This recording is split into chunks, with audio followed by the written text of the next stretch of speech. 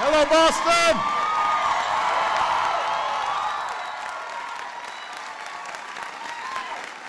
It's good to be back in Boston. It's good to be back in Boston because one of America's best governors introduced me, Deval Patrick. Give him a big round of applause.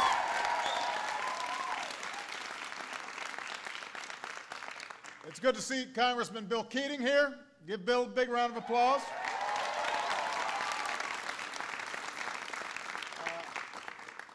I want to praise somebody who's not here. I just left him, but he wears his heart on his sleeve. He loves this city so much, and it shows in what he's been doing for years now. One of America's best mayors, Tom Menino.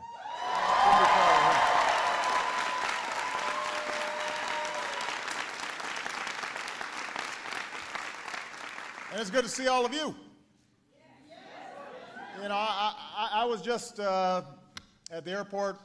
Deval was kind enough to meet me along with Mayor Menino, and Mayor Menino went back to City Hall to work so that he could wrap up in time for the first pitch. I understand that. I am well aware that a presidential visit is not the biggest thing going on today in Boston. I understand that. I tried to grow a beard, but Michelle, she wasn't having it. I am also old enough to remember a time when the Red Sox were not in the World Series 3 times in 10 years.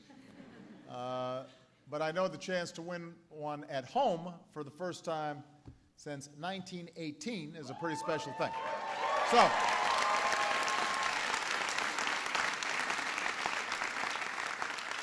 So I promise, we will be done here in time for everybody to head over to Fenway and maybe see Big Papi blast another home.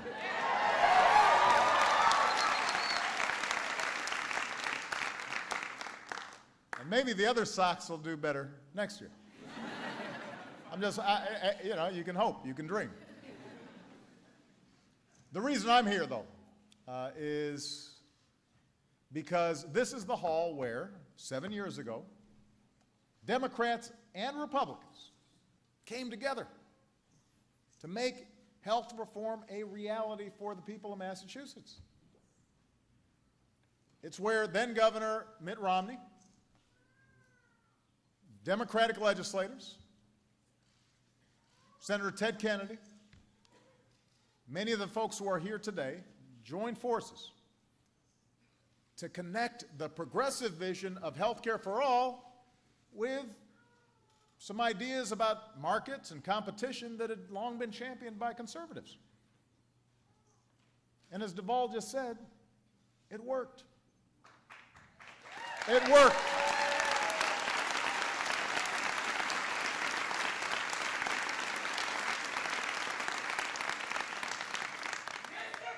Health care.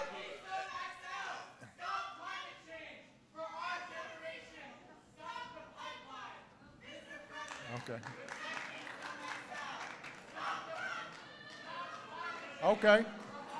We're talking about health care today, but we will.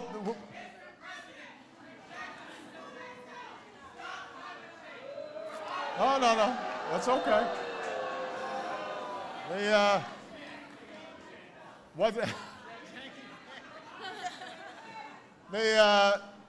That is the wrong rally.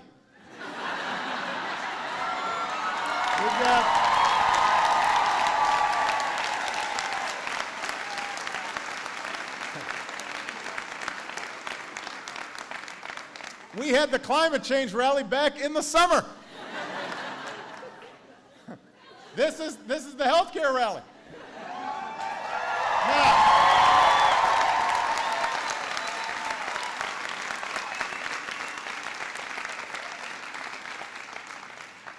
so healthcare reform in this state was a success.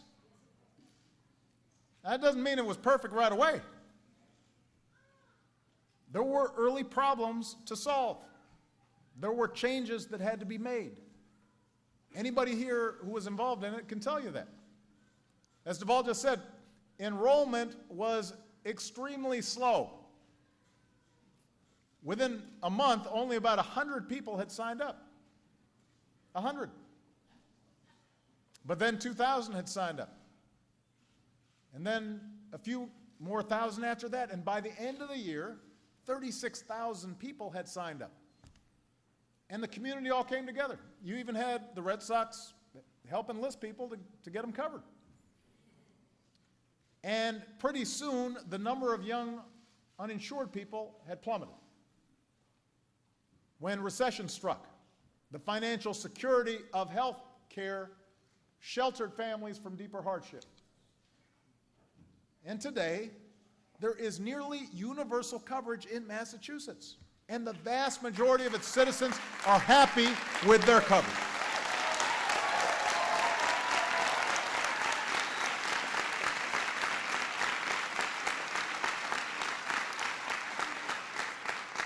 And by the way, all the parade of horribles, the worst predictions about health care reform in Massachusetts never came true.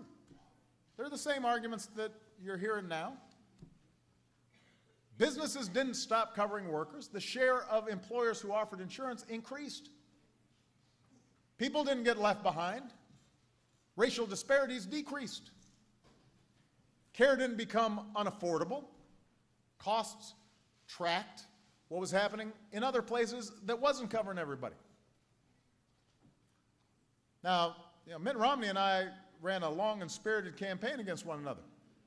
But I've always believed that when he was governor here in Massachusetts, he did the right thing on health care. And then Duvall did the right thing by picking up the torch and working to make the law work even better. And it's because you guys had a proven model that we built the Affordable Care Act on this template of proven bipartisan success. Your law was the model for the nation's law.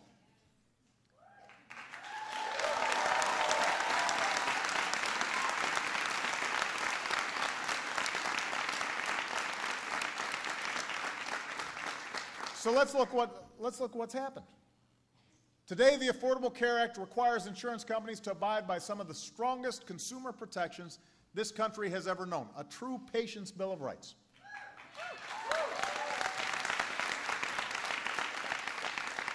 No more discriminating against kids with pre-existing conditions.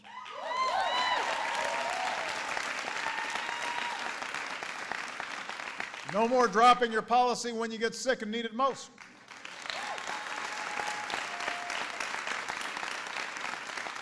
No more lifetime limits or restrictive annual limits. Most plans now have to cover free preventive care like mammograms and birth control.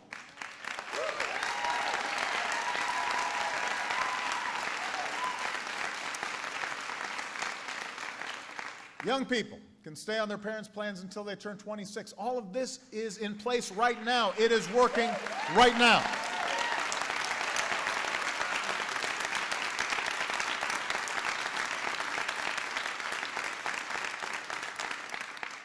Now, the last element of this began on October 1st. It's when the Affordable Care Act created a new marketplace for quality private insurance plans for the 15% or so of Americans who don't have health care, and for the 5% of Americans who have to buy it on their own and they're not part of a group, which means they don't get as good a deal. And this new marketplace was built on the Massachusetts model. It allows these Americans who have been locked out to get a better deal from insurers. They're pooling their purchasing power as one big group.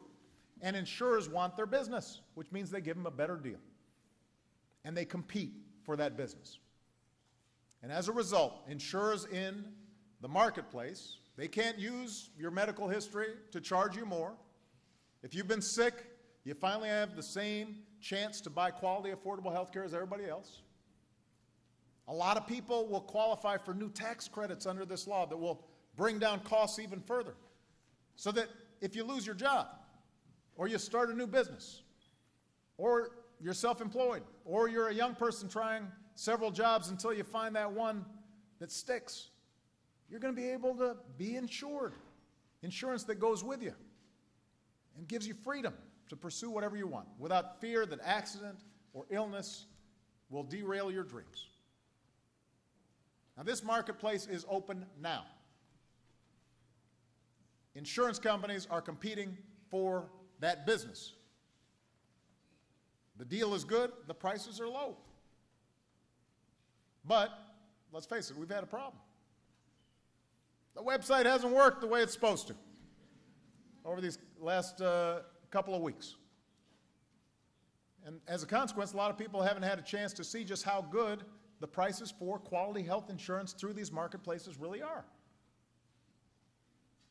Now, ultimately, this website, healthcare.gov, will be the easiest way to shop for and buy these new plans because you can see all these plans right next to each other and compare prices and see what kind of coverage it provides. But look, there's no denying it. Right now, the website is too slow. Too many people have gotten stuck. And I am not happy about it. And neither are a lot of Americans who need health care. And they're trying to figure out how they can sign up as quickly as possible. So there's no excuse for it. And I take full responsibility for making sure it gets fixed ASAP. We are working overtime to improve it every day. Every day.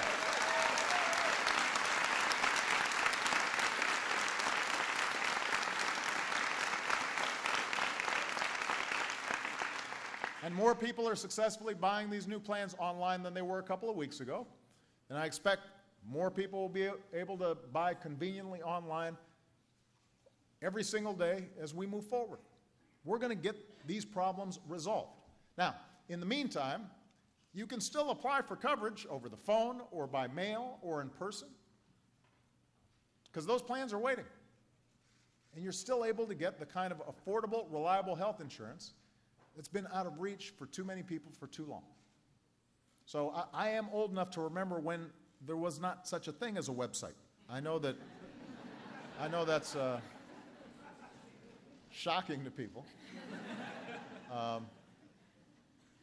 But the point is, I'm confident these marketplaces will work because Massachusetts has shown that the model works, and we know what's being offered by these insurers. We know it's going to work.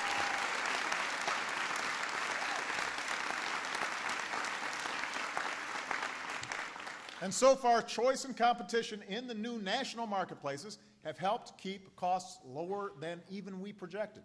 In fact, nearly half of all single uninsured 18 to 34-year-olds may be able to buy insurance for $50 a month or less. Less than your cell phone bill, less than your cable bill.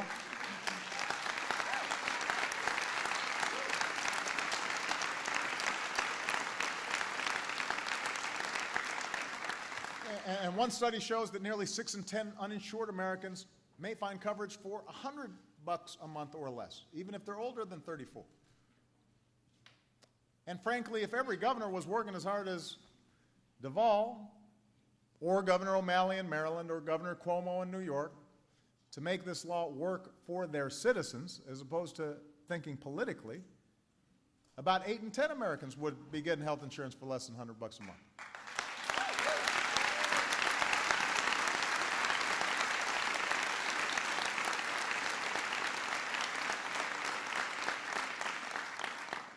And by the way, it's not just in Massachusetts. Look at Kentucky.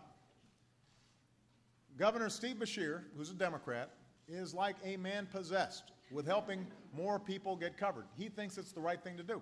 Keep in mind, I did not win in Kentucky. But there are a lot of uninsured people in Kentucky, and they're signing up.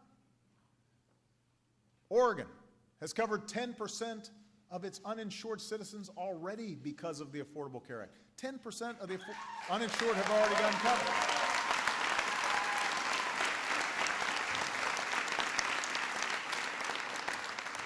Arkansas, I didn't win that state either. It's covered almost 14% of its uninsured already. That's already happened.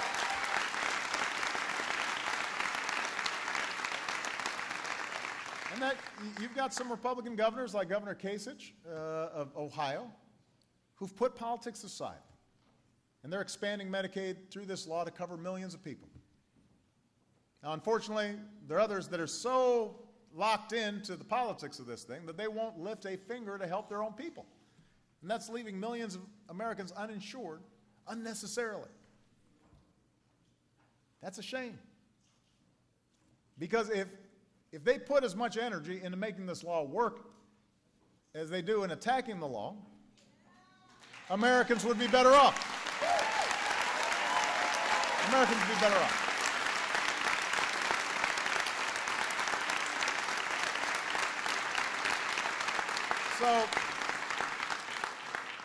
So that's the Affordable Care Act. Better protections for Americans with insurance, a new marketplace for Americans without insurance, new tax credits to help folks afford it, more choice, more competition, real health care security, not just for the uninsured or underinsured, but for all of us, because we pay more in premiums and taxes when Americans without good insurance visit the emergency room.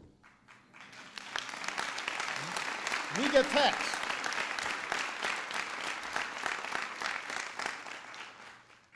And since we all benefit, there are parts of this law that also require everybody to contribute. They require everybody to take some measure of responsibility. So to help pay for the law, the wealthiest Americans, families who make more than $250,000 a year, they've got to pay a little bit more. The most expensive employer health insurance plans no longer qualify for unlimited tax breaks. Some folks aren't happy about that, but it's the right thing to do. Just like in Massachusetts, most people who can afford health insurance have to take responsibility to buy health insurance or pay a penalty. And employers with more than 50 employees are required to either provide health insurance to their workers or pay a penalty. Again, because they shouldn't just dump off those costs onto the rest of us. Everybody's got some responsibilities. Now, it is also true that some Americans who have health insurance plans that they bought on their own through the old individual market are getting notices from their insurance companies suggesting that somehow, because of the Affordable Care Act, they may be losing their existing health insurance plans. This has been the latest flurry in the news. Because there's been a lot of confusion and misinformation about this, I want to explain just what's going on. One of the things health reform was designed to do was to help not only the uninsured, but also the underinsured. And there are a number of Americans, fewer than 5% of Americans, who've got cut-rate plans that don't offer real financial protection in the event of a serious illness or an accident. Remember, before the Affordable Care Act, these bad apple insurers had free rein every single year to limit the care that you received or use minor pre-existing conditions to jack up your premiums or bill you into bankruptcy. So a lot of people thought they were buying coverage, and it turned out not to be so good. Before the Affordable Care Act, the worst of these plans routinely dropped thousands of Americans every single year. And on average, premiums for folks who stayed in their plans for more than a year shot up about 15% a year. This wasn't just bad for those folks who had these policies. It was bad for all of us. Because, again, when tragedy strikes and folks can't pay their medical bills, everybody else picks up the tab. Now, if you had one of these substandard plans before the Affordable Care Act became law, and you really liked that plan, you were able to keep it. That's what I said when I was running for office. That was part of the promise we made. But ever since the law was passed, if insurers decided to downgrade or cancel these substandard plans, what we said under the law is you've got to replace them with quality comprehensive coverage. Because that, too, was a central premise of the Affordable Care Act from the very beginning. And today that promise means that every plan in the marketplace covers a core set of minimum benefits like maternity care and preventive care and mental health care and prescription drug benefits and hospitalization. And they can't use allergies or pregnancy or a sports injury or the fact that you're a woman to charge you more. They can't do that anymore.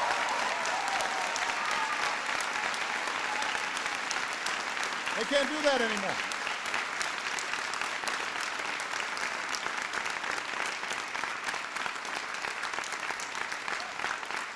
If you couldn't afford coverage because your child had asthma, well, he's now covered. If you're one of the 45 million Americans with a mental illness, you're now covered. If you're a young couple expecting a baby, you're covered. You're safer. The system is more secure for you, and it's more secure for everybody. So if you're getting one of these letters, just shop around in the new marketplace. That's what it's for. Because of the tax credits we're offering and the competition,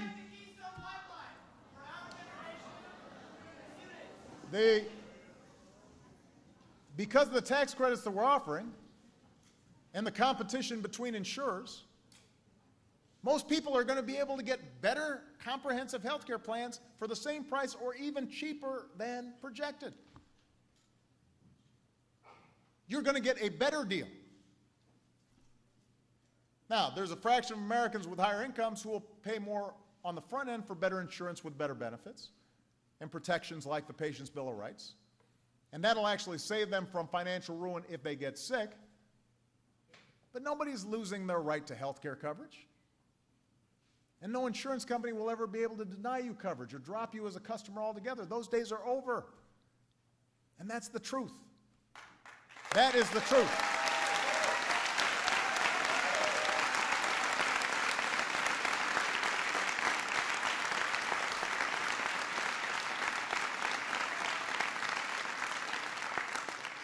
So for people without health insurance, they're finally going to be able to get it. For the vast majority of people who have health insurance that works, you can keep it. For the fewer than 5% of Americans who buy insurance on your own, you will be getting a better deal. So anyone peddling the notion that insurers are canceling people's plan without mentioning that almost all the insurers are encouraging people to join better plans with the same carrier and stronger benefits and stronger protections, while others will be able to get better plans with new carriers through the marketplace, and that many will get new help to pay for these better plans and make them actually cheaper. If you leave that stuff out, you're being grossly misleading, to say the least.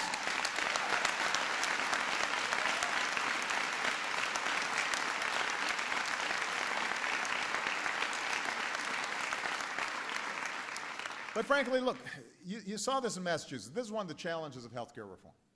Health care is complicated, and it's very personal. And it's easy to scare folks.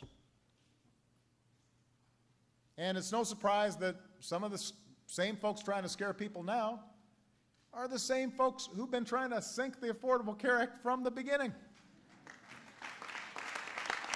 You know, and frankly, I don't understand it. Providing people with health care, that should be a no-brainer. Giving people a chance to get health care should be a no-brainer.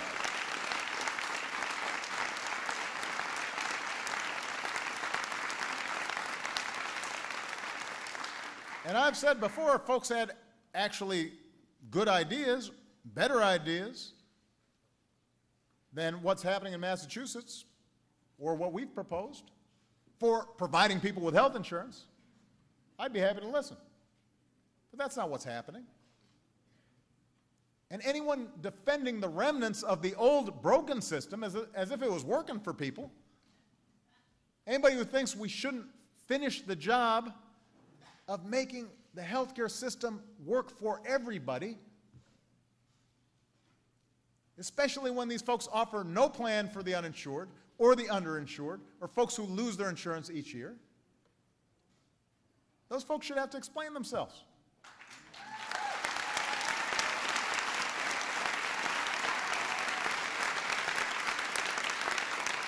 Because I don't think we should go back to discriminating against kids with pre-existing conditions.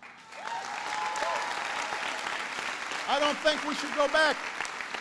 I don't think we should go back to dropping coverage for people when they get sick or because they make a mistake on their application.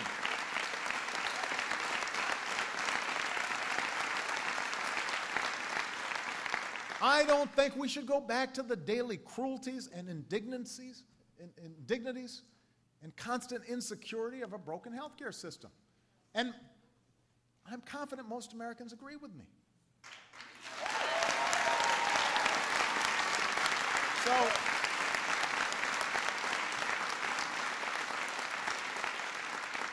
So yes, this is hard.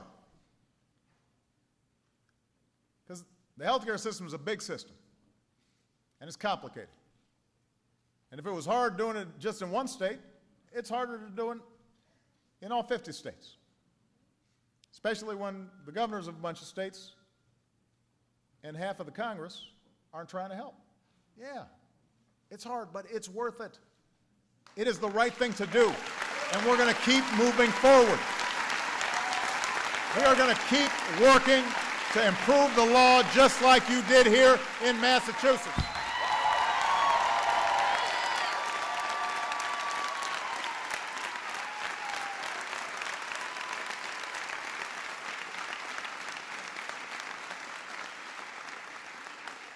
We are just going to keep on working at it. We're going to grind it out, just like you did here in Massachusetts. And by the way, just like we did when the prescription drug program for seniors known as Medicare Part D was passed by a Republican president a decade ago. That health care law had some early challenges as well. There were even problems with the website. And Democrats weren't happy with a lot of the aspects of the law because, in part, it added hundreds of billions of dollars to the deficit. It wasn't paid for, unlike the Affordable Care Act, which will actually help lower the deficit. But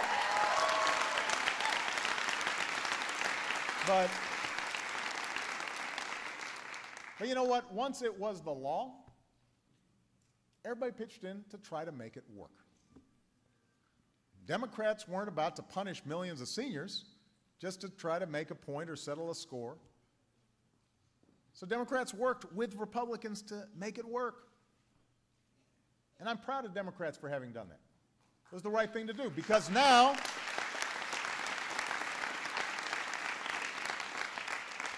about 90% of seniors like what they have. They've gotten a better deal. Both parties working together to get the job done. That's what we need in Washington right now. That's what we need in Washington right now.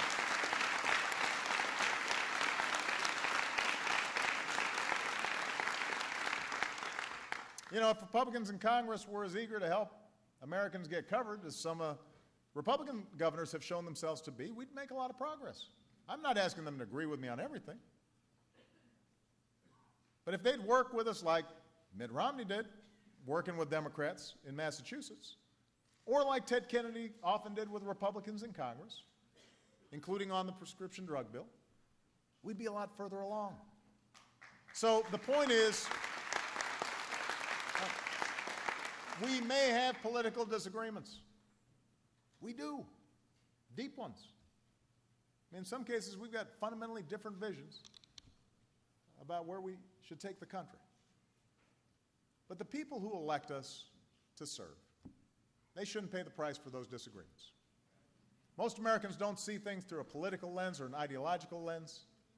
This debate has never been about right or left. It's been about the helplessness that a parent feels when she can't cover a sick child, or the impossible choices a small business faces between covering his employees or keeping his doors open. I want to close with an example. So, a person named Alan Schaefer, Prattsburg, New York. And he's got a story to tell about sacrifice, about giving up his own health care to save the woman he loves. So Alan wrote to me last week, and he told me his story. 4 years ago, his wife, Jan, who happens to be a nurse, was struck with cancer, and she had to stop working. And then halfway through her chemo, her employer dropped coverage for both of them. And Alan's self-employed. He's got an antique business. So he had to make sure his wife had coverage, obviously in the middle of cancer treatments, so he went without insurance. Now, the great news is today, Jan is cancer-free. She's on Medicare. But Alan's been uninsured ever since, until last week. when he sat down,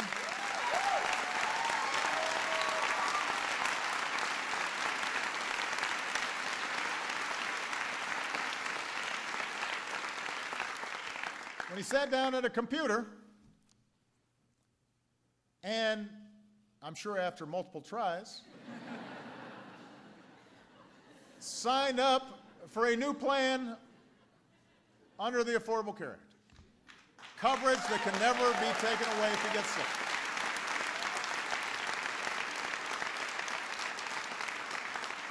So, I just want to read you what he said in this letter. He says, I got to tell you, I've never been so happy to pay a bill in my entire life. When you don't have insurance at my age, it can really feel like a time bomb waiting to go off. The sense of relief from knowing I can live out my days longer and healthier, that's just a tremendous weight off my shoulders. So 2 days later, Alan goes over to his buddy Bill's house. He sits Bill down and his wife Diana at their computer. And after several tries, Alan helped lift that weight from their shoulders by helping them to sign up for a new plan also. And compared to their current plan, it costs less than half as much and covers more. See, that's why we committed ourselves to this cause. For Alan and Jan, for Bill, Diana, for Annie, for anyone who wrote letters and shared stories and knocked on doors, because they believed what could happen here in Massachusetts could happen all across the country. And for them and for you, we are going to see this through.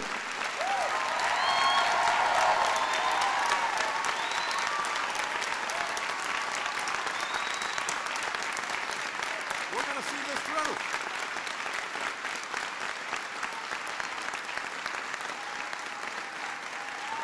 We are going to see this through.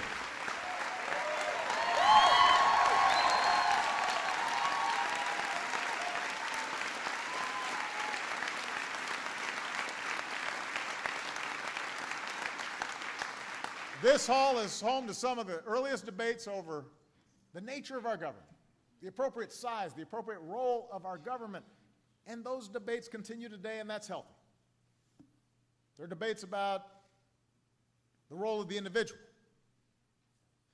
and society and our rugged individualism and our sense of self-reliance, our devotion to the kind of freedoms whose first shot rang out not far from here.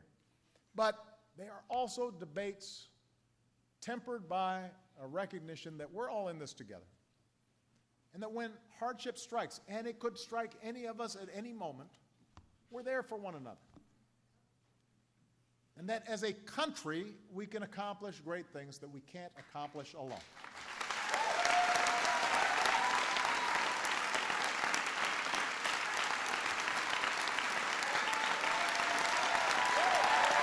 We believe that. We believe that. And those sentiments are expressed in a painting right here in this very hall. Liberty and union, now and forever. One and inseparable. That's the value statement Duvall was talking about. That's what healthcare reform is about. That's what America's about. We are in this together, and we are going to see it through. Thank you. God bless you. God bless the United States of America.